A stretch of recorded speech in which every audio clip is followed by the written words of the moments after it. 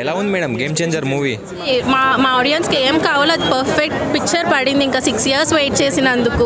Okay, అంటే రాజమౌళి గారి cinema తర్వాత సినిమా ఫ్లాప్ అవుతుంది చాలా మంది. అది బ్రేక్ చేయడానికి వస్తున్నాడు ఇప్పుడు. మేము బ్రేక్ చేస్తున్నాం, కాలర్ ఎత్తుకుంటాం. ఇంకా చెప్పాడుగా మా అన్న, కాలర్ సెంటిమెంట్ ఉంది మాకు. అంటే చాలా మంది ఆశ్చర్యలా ఉందని సిమిలర్ గా ట్రోల్ చేస్తారు కదా, వాళ్ళ గురించి ఏం చెప్తారు? హేటర్స్ అండి, కడుపు మంట. అంతకన్నా ఏం మాట్లాడతారు వాళ్ళు? కడుపు మంట కదా.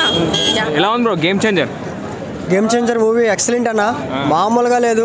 యాక్చువల్లీ ఫ్లైట్ దిగేటప్పుడు మనం ఇంతకుముందు మహేష్ బాబు గారిని చూసాం, కానీ ఇప్పుడు రామ్ చరణ్ గారు కత్తి పట్టుకొని ఓరమాస్ క్యారెక్టర్లో పంచె కట్టుకొని ఫ్లైట్ దిగుతుంటే దీని అమ్మ జీవితం ఇది కదా మాస్ హీరో అంటే మా ఒక్క షాట్తో మెగా అభిమానుల ఆకలిని తీర్చారు డైరెక్టర్ గారు.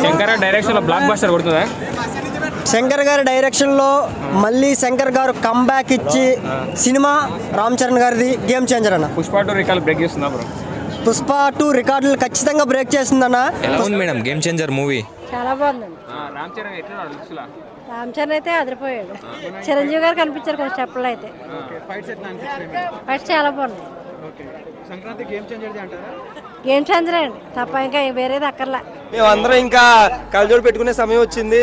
ఇంకా మా రామ్ చరణ్ అన్న అందరి కోసం ఇంకా ఫైట్స్ అయితే సూపర్. అసలు ఫైట్స్ అసలు తిరగలేదు. ఇప్పటిదాకా నేను ఇలాంటి ఫైట్స్ చూడలేదు. అన్ప్రెడిక్టబుల్ అంతా, ఫైట్ అంతా అన్ప్రెడిక్టబుల్గా ఉంది.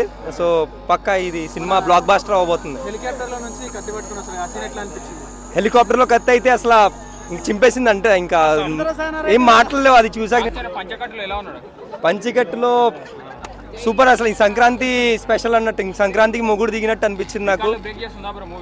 రికార్డులు బ్రేక్ కాదు ఈసారి, రికార్డ్ సెట్ చేయబోతుంది. RRR ప్రభాస్ సినిమాలు ఇంకా అన్ని, ఇంకా నాన్ బాహుబలి రికార్డ్స్ అన్ని ఇంకా బ్రేక్ అయిపోతాయి ఇంక ఇక్కడి నుంచి.